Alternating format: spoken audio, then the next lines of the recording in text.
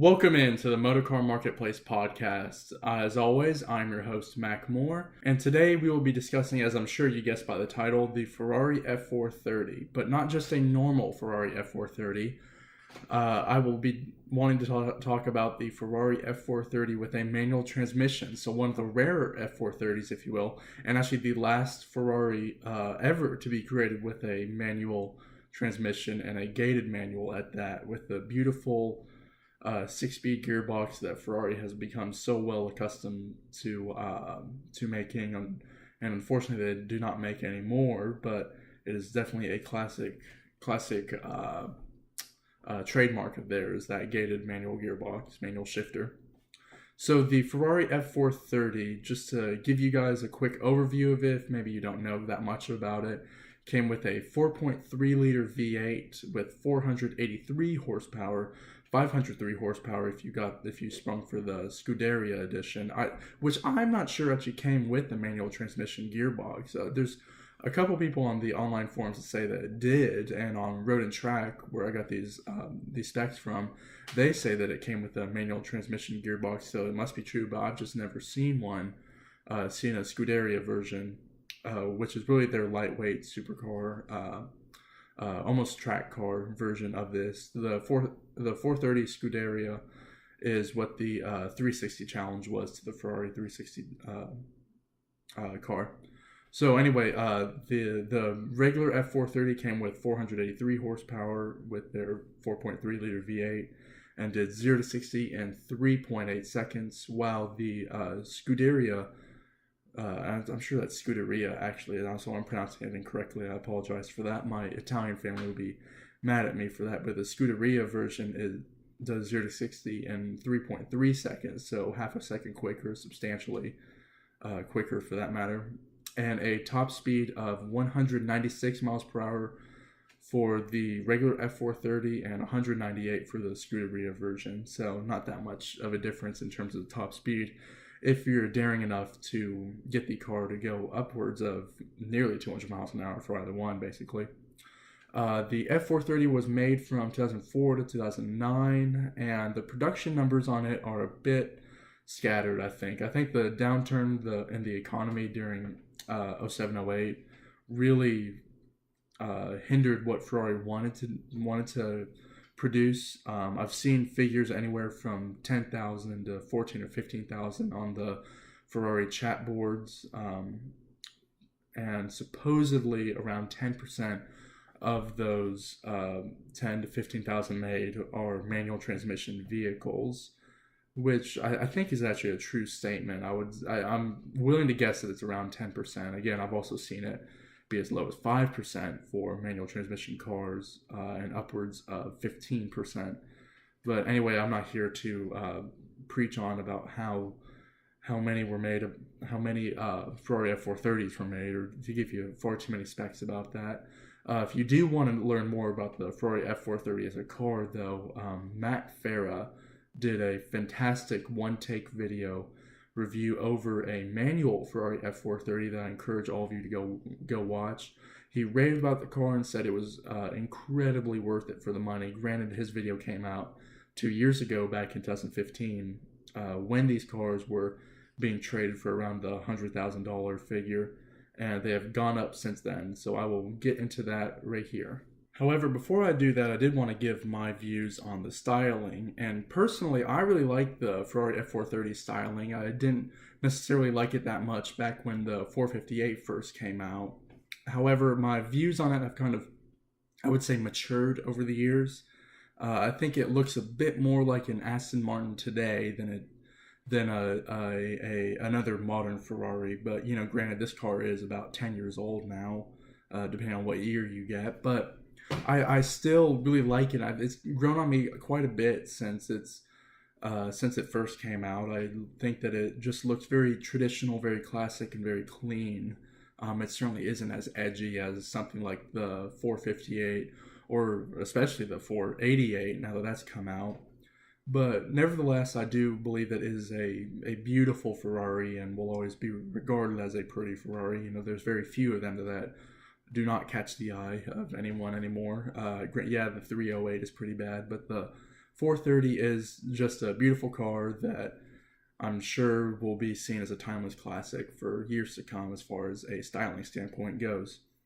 And that's why it will be a highly coveted vehicle. Another reason why it is a highly coveted vehicle, though, is that this is the second Ferrari. The 360 was the first, the 430 was the second, that does not need a regular engine out service like the Ferraris of old. So that will save you a ton in regards to maintenance, thankfully. So because of that non-needed engine out service on a regular basis, this Ferrari is coveted, in addition to the fact that it is the last manual Ferrari.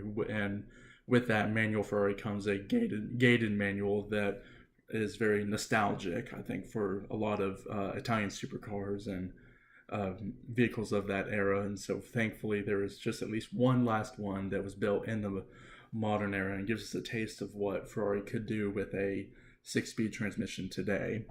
But enough with all of that. Let's get into pricing and how I see the pricing right now for these F430s. 2 years ago you could have bought one for about the low 100s, but that is not the case anymore. After sifting through the ads to find true manuals and not paddle shift models, which is actually rather hard to do on websites like cars.com or even Hemmings for that matter, a lot of dealerships put up, or at least say that it is a manual transmission vehicle. Then you actually look at the photos, and really it's just a paddle shift car or an automatic that you have to go through the gears with the paddle shifting, and not true actual manuals. So I do wish that some dealerships or professional shops would finally get their act in order and list that a vehicle is actually a manual or an automatic, especially for that price range. I would expect that if I was buying a Ferrari, I would expect that the dealership I'm purchasing it from would at least know whether or not it's a manual or an automatic. However, enough with that short little rant. The F430 is actually too new for Hagerty, so there are no Hagerty value guides on it. But here is my quick little breakdown of it. The most expensive model I could find was a convertible model that was magnificently kept, offered at $255,000 asking, and it was in red paint, obviously, and a tan interior, so resale red and tan, with just 6,000 miles on it. So again, another low mileage vehicle. And in doing this, I found out that convertibles are more expensive than coupes, and then manuals are more expensive than automatics. So if it's a manual convertible, you're going to pay a premium, and if it's just a manual over an automatic, you will pay a premium for that manual. The most expensive coupe I could find was actually $229,000 with 3,000 miles on the clock, and it was actually painted in silver with black interior. And this vehicle was offered at Miller Motorcars, and I think that dealership was in Illinois. I didn't happen to write down the location of it, but so $255,000 for a resale red and tan convertible, and then $229,000 for a coupe with 3,000 miles on it, and then in a less desirable silver. If that coupe was in red, it could probably be in the $235,000, maybe $240,000 range. But being in silver, that will knock it down a couple $1,000, just because people prefer the red as opposed to the silver. And I did notice that people tend to drive these vehicles a lot more than a 90s Ferrari or even 80s Ferrari or any older Ferrari for that matter, probably because of the servicing and maintenance on it is substantially cheaper and a lot easier to do than, say, with a 90s Ferrari, where you have to take out that engine every 3 years or 15,000 miles, whichever one comes first. When researching, my odd find for one of these was a 47,000 mile one. So speaking of putting a lot of miles on these cars, there was one with 47,000 miles on it for sale through the San Antonio Craigslist service, and the seller, his name is Jonathan, wants $190,000 for it, for a 47,000 mile vehicle. And he said it comes with a 12-month 5,000 mile warranty, and that was noted with an asterisk. I don't know why there is some sort of warranty that comes on it. He wasn't very specific in his ad, but it was also a 2006 model. So a 2006 Ferrari F430 with 47,000 miles is for sale in San Antonio. You can contact Jonathan through Craigslist. I think that he is asking far too much money for it. There's no way this car is worth $190,000, not even close. Just because, for instance, the cheapest manual I could find had 50,000 miles on it, so 3,000 miles more than Jonathan's, and that was for sale for $135,000. So about $60,000 less, really $55,000 less. And this vehicle was for sale at Hendersonville Auto Brokers out of Hendersonville, Tennessee. So really, to give you a quick perspective, I understand that Jonathan's may have just had a servicing and whatnot, but his is not $190,000. Really, one with about 50,000 miles is worth about $135,000 if you ask me, and that sounds like a reasonable figure. So moving forward, now that we've discussed sort of the most expensive and least expensive, we should talk about what you should expect to pay if you are in the market for an F430 manual, which, by the way, is a phenomenal car from everything I have read and watched about it. So I've kind of sifted through and done my own Haggerty value guide, just basing off of my estimates, and I believe that a pristine #1 concours level vehicle that is a manual F430 and maybe even a Scuderia would be worth about $250,000 or more. Really, if it's a Scuderia, that might be worth upwards of $300,000 just because it'd be so rare. I've not found one for sale at all, and I may have not done enough looking. There might be one coming up for auction, but I don't think there is. So just for a regular F430 that is a manual transmission, and basically one like that McLaren F1 that was stowed away and just never driven, would be worth about $250,000 in my mind. For an excellent classified vehicle, you should probably expect to pay around $190,000 to $230,000 for one of those. I found numerous F430s for sale in the $195,000 to $200,000 range that all looked very, very good, were very clean, had desirable colors, were just all around good vehicles, and certainly something that you would want for a good quality, a driver really of an F430. You would expect to probably pay around $150,000. It's going to be upwards of maybe 20,000 miles or more than that. Solid servicing, just a good driver's car. You should expect $150,000. And if this was not a manual transmission vehicle, then you could probably get it into the $100,000 range for just an automatic F430. And then fair, if it were to exist, but I truly don't think there's any fair quality F430s out in the market. They would probably be worth about $125,000. But again, if you own a Ferrari F430, you are more than likely going to take at least reasonably good care of it. It's not going to dip into a fair classified vehicle. So moving forward, though, from manual F430s, I'll touch on the automatics.